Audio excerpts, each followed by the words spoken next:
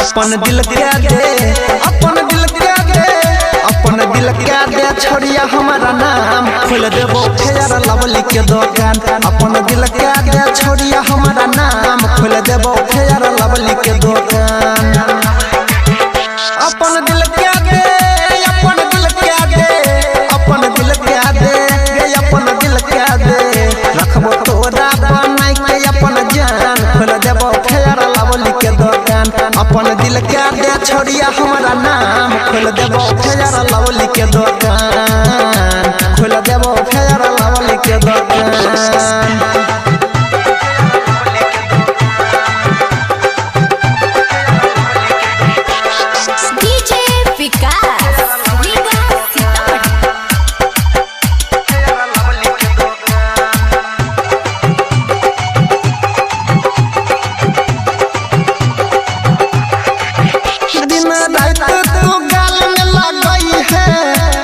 Calling पर चुम्मा दिहल करी है,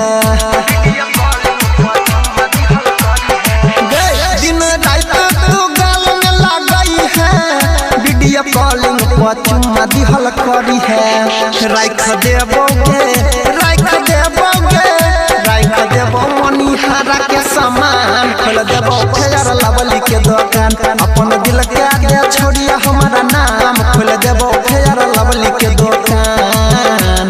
खोल देबो फेयर लवली के दुकान।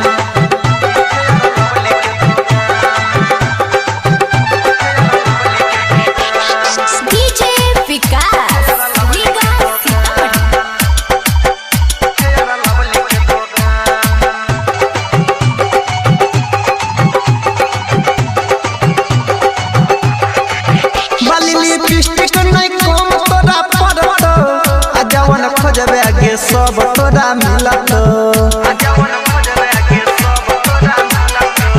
बाली लिपस्टिक नहीं कम तोरा पड़त। आ जवन खोजबे गे सब तोरा मिलत। गे पुराई देबो, गे पुराई देबो, गे पुराई देबो सब अरमान खोल देबो फेयर लवली के दुकान। अपन दिल के दे छोड़िया हमारा नाम खोल देबो फेयर लवली के दुकान। खोल देबो फेयर लवली के दुकान।